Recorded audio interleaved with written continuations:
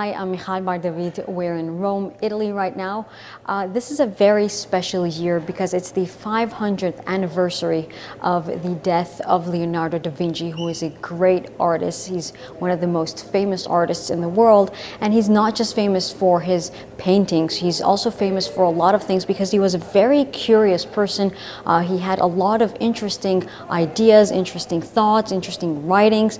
So we're going to be talking all about that, and for that we're in a very special museum in Rome right now. It's called the Museum of Leonardo da Vinci Experience, and with me is Leonardo La Rosa, who is the director of this museum, joining me. Hi, thank you, Michal. Yeah. Thank you all for watching us. Yeah, we're here in Leonardo da Vinci Experience Museum in Via della Conciliazione, just close to the Vatican, because our idea here was to join with Michelangelo, Raffaello, Leonardo da Vinci, the greatest genius of all time. We call it a universal genius because, as you said before, he was not great only in paintings or in machines, but the machines that he realized and the sketch he created before were in different themes, in different areas. So from flying machines to war machines, there were many things that we use also today in our cars, or he did sketches that now we use for helicopter. And this is why he is the greatest genius of all time, also for anatomic things that we use for medicine and more other things. Mm-hmm. Yes, and that's why he's really a different kind of genius, because he's a very incredible person who's still very relevant at this time because of his findings, because of his curiosity that created so many things.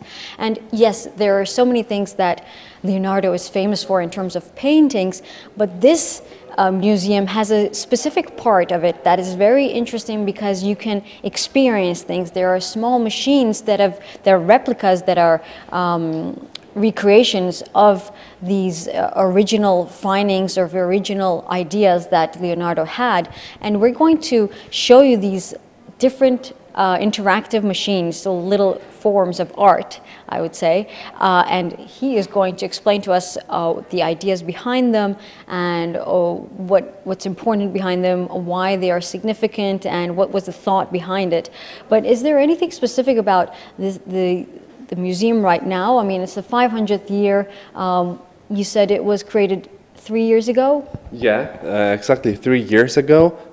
We opened this exposition 500 years after Leonardo da Vinci left Rome, because not everyone knows that he lived in Rome for 3 years, from 1513 to 1516, and he didn't create here any famous painting, but he, just because he was also an engineer, he worked for the bridges, for the Palude Pontina that's here in the area, to create a better part with the gardens, and he lived in Vatican Museum.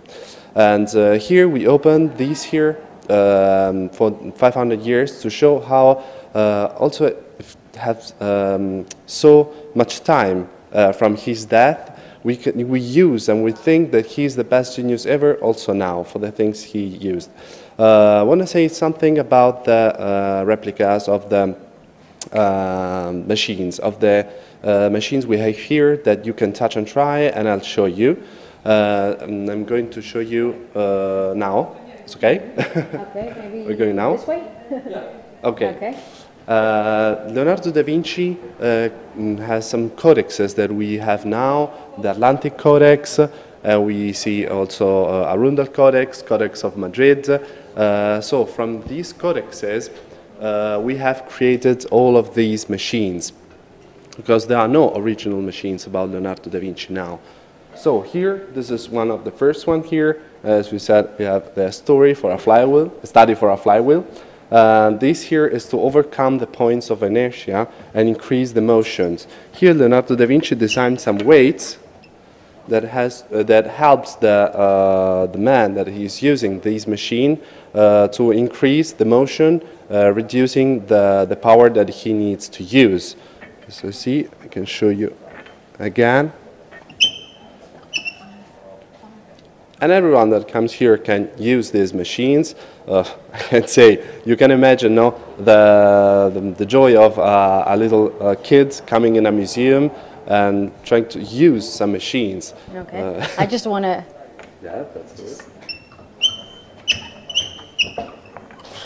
God. Okay. This kind of reminds me of on a sailboat. You have these these things that you turn, and it's so much easier because then the rope gets all around it, and then you can open the whole part of the sail. So it kind of feels like what we use in our daily lives when you're sailing right now. Yes, as you said, the principle is the same. Leonardo da Vinci designed it and designed many of these, similar of these, just to use it for other things. Because you see this and you say, okay, maybe I don't use it in any way, it's not important to me. But you use this principle for many, many things in daily life, as you said. And there are many machines that you see around this museum. There are more than 50 machines, so you can see these daily life routine as Leonardo da Vinci imagined it. Before we go that way, I want to come back.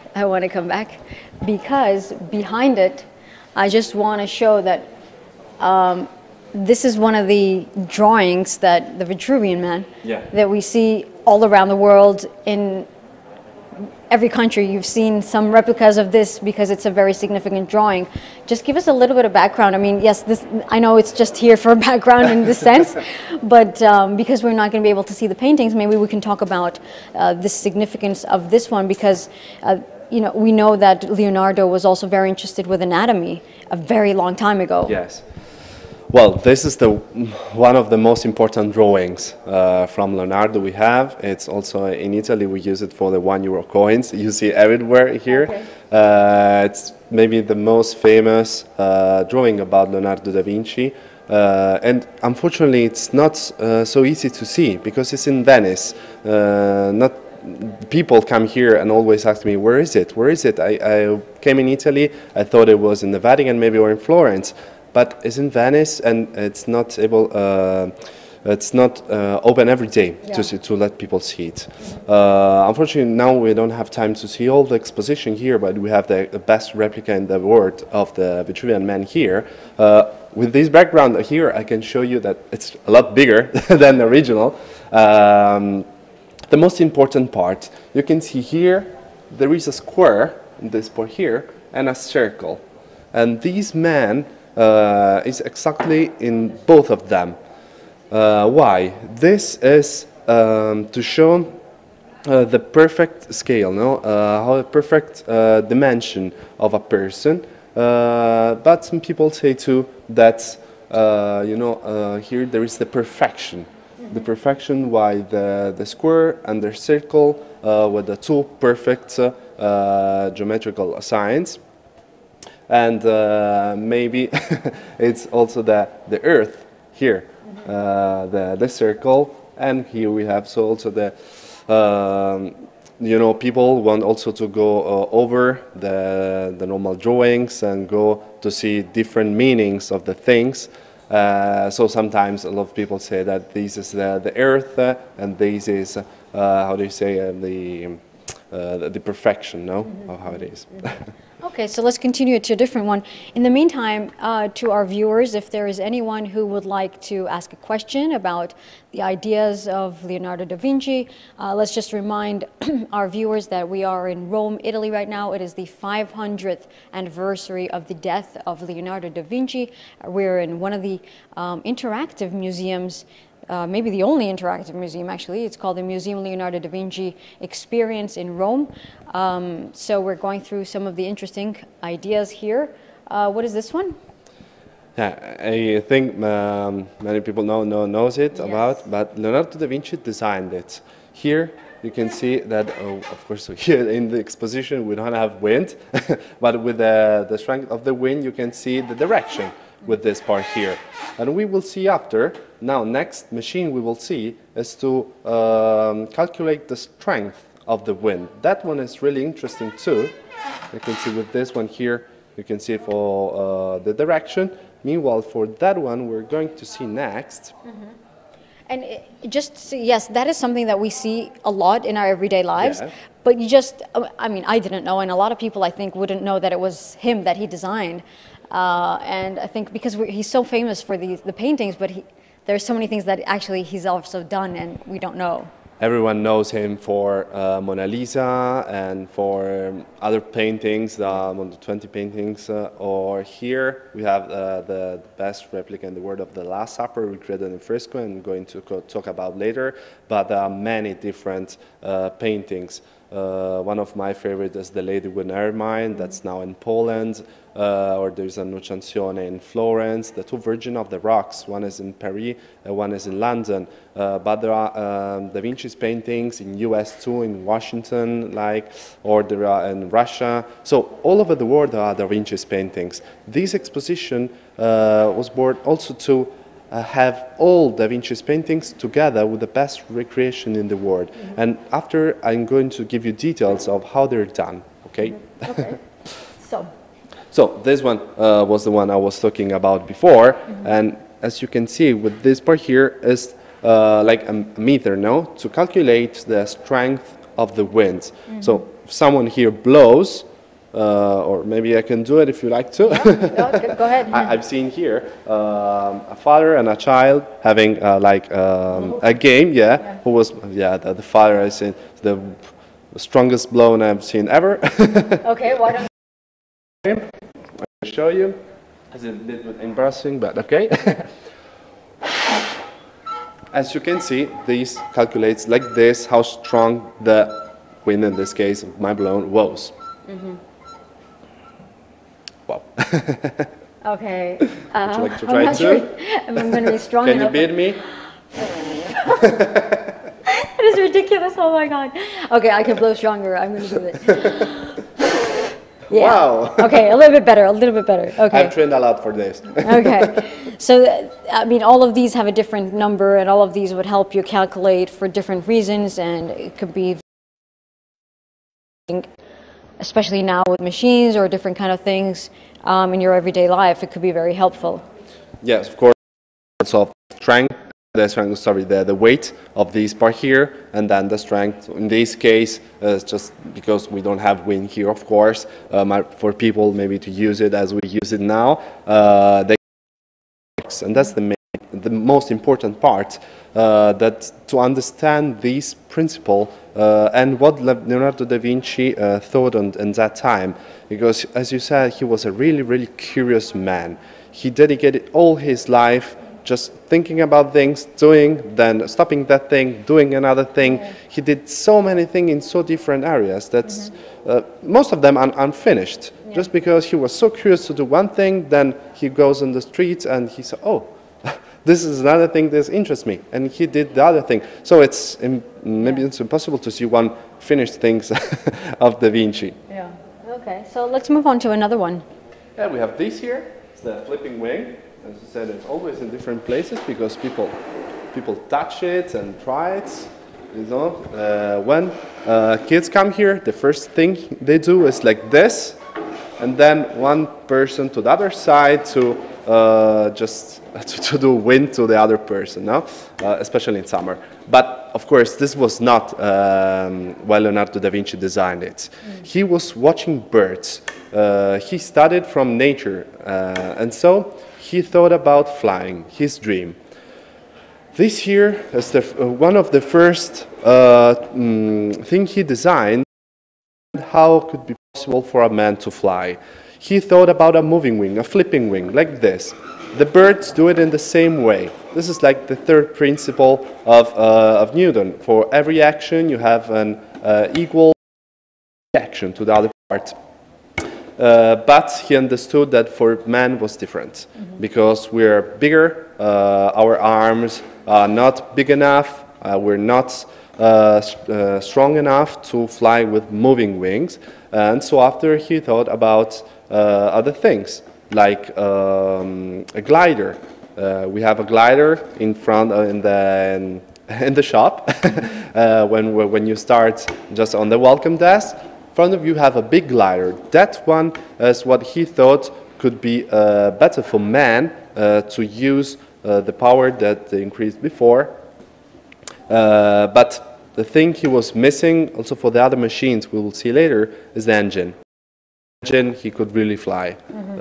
For now, for the things he had before, so the strength, the human power was an ace not strong enough. Yeah, I mean, it seems he was really interested in mechanisms behind everything that he can see. So like, he goes outside, Yes. a flying bird, okay, how do they fly? A person, how does your body function? You know, and then he wants to create them in terms of artistic, but also in terms of the way they work.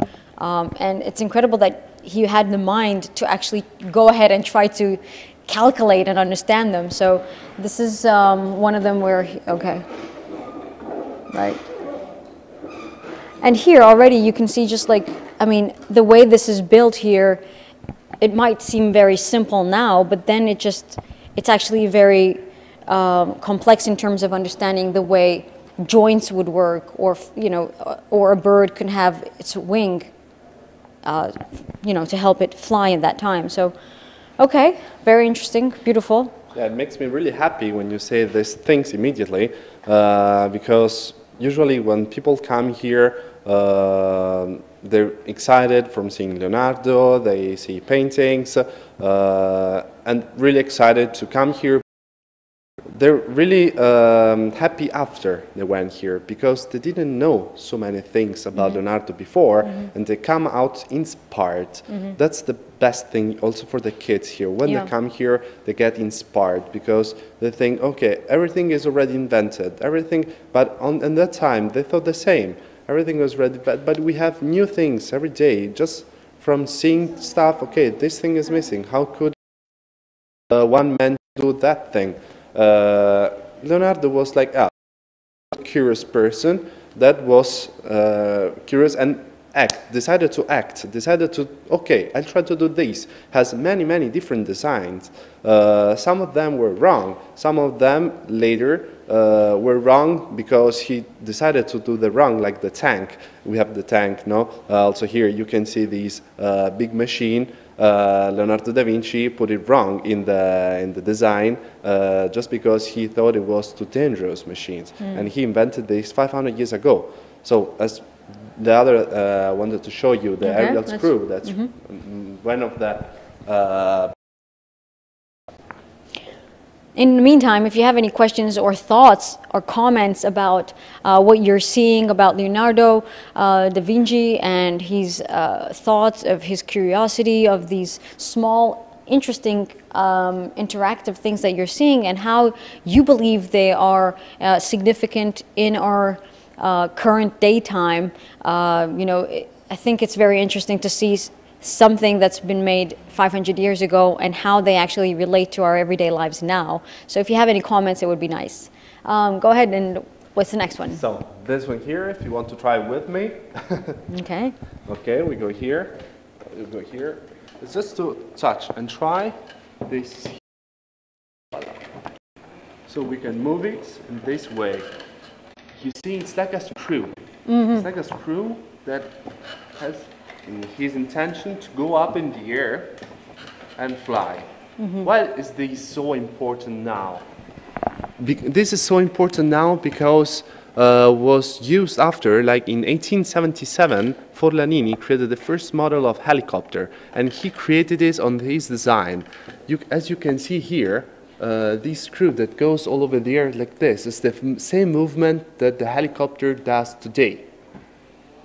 And every day, no, and as you say, in daily life, you use some of these. He never built this machine here because he already knew that it was too heavy to fly. He just designed the sketch. He did a lot of sketches. We have, as I said, many different codexes that all over the world of sketches. Leonardo sketches, and there's a, okay, I'm too tall for this, okay. And from this principle, as I said, it's like we used for last 19th century, no? So more or less 20th century. So 300–400 years later than he thought about it. only when there was an engine, when they were starting the engine. So that was the missing part, the main missing part of Leonardo da Vinci's inventions, because he already knew how to fly, he already knew how to move cars. I would say there are lots of different inventions. Here you can see more than 50, but it's amazing, how how he really created and only thought about these things. Yeah, I mean, he was so ahead of his time. I think if there was just a little bit more, as you say, an engine, he could have like created the world already 200 years beforehand. So much more would have been developed. It's insane to think about it that way. Yeah, that's why also some people come here said, you can also see this here, like to. Okay. This Maybe, here is really easy. It's used in every airplane today to see the inclination of the. You see when an airplane is like this is the way it stands. And when it's like this, of course, we have an inclination in another way. He already thought about so many things that we use today. So this is why this floor is the part of the flying machines, because you have different machines connected with the flying and with the wind. This here is to calculate also wind and water parts. Fortunately, you cannot see here it in action because of we miss here water. Of course, it would be dangerous here to have some water all day and wind. There is one other machine that it's really cool. It's for flying, and that's the Hornitopter. That's the other big machine Leonardo da Vinci invented. Go through that. Okay. Would you like to? That's this here.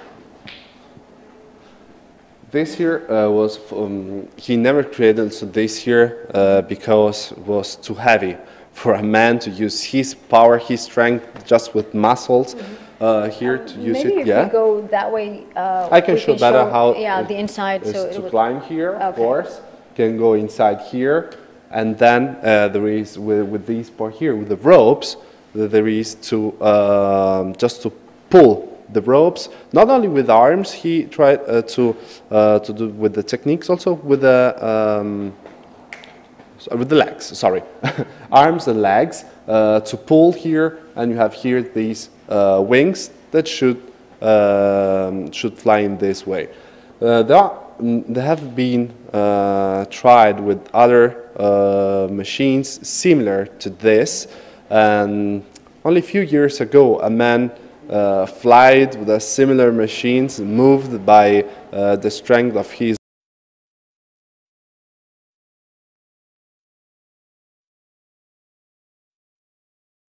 way to fly. Of course, was not a were only big and long wings, and this bicycle to fly. Of course, did just a little, but with the same principles, you can really do a lot of things. Seems, I guess it's visible here. You can see the wings. So, and it seems from one of the main ideas behind Leonardo's thinking is to try to understand the ideas of wind and flight. So it seems he was very keen to do that. And I think it's very interesting to see how he understood the mechanisms behind it already so much back in time. It seems he was ready to do it almost. Yeah. Yeah. Every part, and he could also do more in one. They improved the other. He did so many things, and he left them unfinished. He went to another thing, then he went back to finish one, but in the meantime, he also moved in a lot of parts. He lived in Florence, he lived in Milan, he went in different other cities. Here in Italy, he lived in Rome. As I said, also do designs or paintings. He was distracted by other things, and so for all his life, he did the same. Okay. So these are the most clear ones that we can see here. Let's talk about the flying machine. Yeah, exactly, for the interactive machines here. So maybe we talk about this large replica of the Last Supper that we have behind us before we finish our live. So this is one of the most significant paintings. This is a replica, of course, but this is one of the most identifiable, at least, paintings from Da Vinci that we can see. Let's talk about what it is, the Last Supper. What can you tell us about it? Maybe we can give some space for them to see. Yeah. Okay. Of course, yeah. This is, as you told me, is the one of the most important Da Vinci's paintings. You can see here in this particular painting also the missing parts. Why? Because in these painting was cut once. After he created it, it's unbelievable to us, but it was cut because they had to create a door from the kitchen to the place they were eating. This here is in a church, you can see in Milan, in Santa Maria delle Grazie. In that time, maybe it was not so valuable as it is today, so they cut a piece. And there's this piece we can see here. It's very important because it's the only place here where you can see also this part here.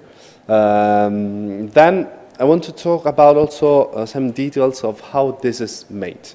This is a fresco. Leonardo da Vinci, as you know, didn't use the same technique that every painter of that time used for frescoes because, as we repeated many times today, he didn't finish immediately the things.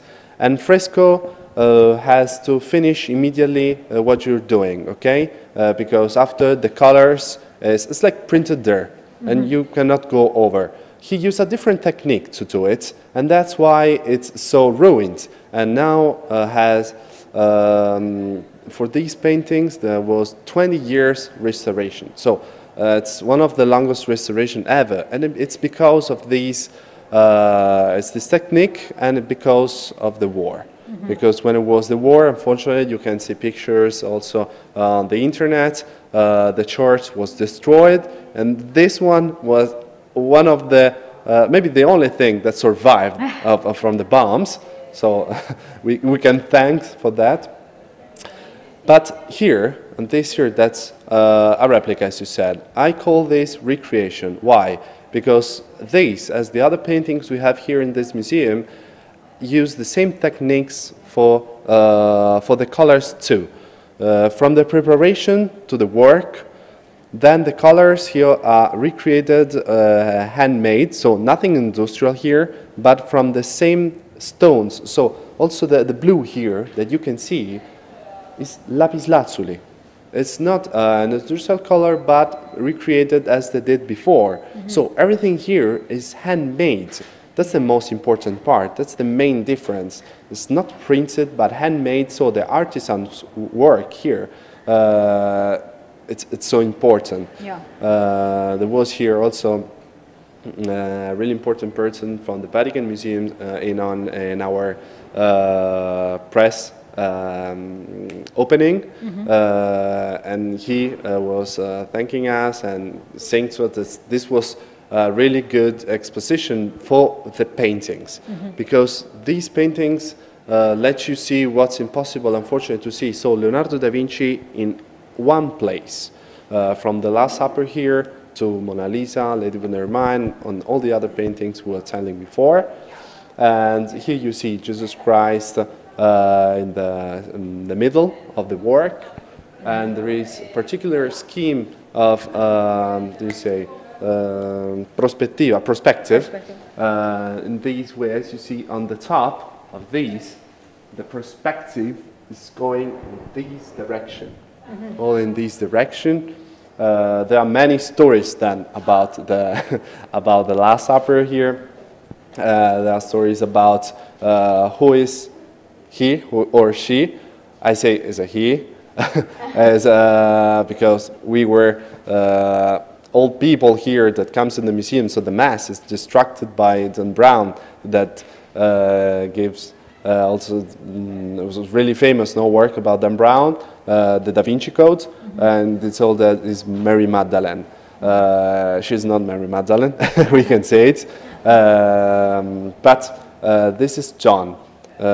John was only 13 in here, so this is why he seems like a girl for that age, also for the long hair. And we have Judah here, and there are also some, there was another famous here in Rome for TV shows that do historical and cultural shows. He came here, is Roberto Giacobbo, and told us about a story of his studies about this part here, because this part was restored too. And as you can see, it's not really clear if this part, this arm, is his or his. So there are some hypotheses of who is really Judah in this painting. I say you did so to leave some mystery about it now, because from historical we know that this is Judah, this is John, and Jesus Christ. But sometimes it's also good to have something to be more sure about it or to study it more. But as you can see here, these are ruined as in the original one. So it's possible here to admire these little precious details that unfortunately we are missing because of the restoration and because of his way to do this fresco. Okay. Well, I think that was a very brief, great summary of some of the interesting works done by Leonardo da Vinci. Thank you so much for joining us. Thank you. Thank you. So, just to remind our viewers where we were and what we've been talking about, we are in Rome, in Italy. It's the 500th anniversary of Leonardo da Vinci's death. And it's a very unique museum that we are in here. This is the Museum of the Leonardo da Vinci Experience. And what we really wanted to show here was that even though da Vinci is really known for his paintings, what's very significant about him is that he was a very curious person who wanted to know a lot about the world in general, the mechanisms behind a lot of things, about nature, about how things work, how people work, how the anatomy of people work, and what curiosity can really teach you. So I think it's very inspirational for children especially, and for people to understand that once you're curious about life, there's a lot to learn, there's a lot to try, there's a lot to see, and Leonardo da Vinci is actually a great person to learn from in terms of that. So this year, where there's so much happening in terms of events and exhibitions about Leonardo da Vinci because of the 500th year, it's also important to remember that he was a very interesting person who had a lot of things to learn and who wanted to learn so much about the world. So I think it's very interesting to read about him and see what he has created, what he has learned, and try to understand some things from these ideas, specific ideas. So thank you very much for joining us and trying to learn a little bit about Leonardo da Vinci. Thank you.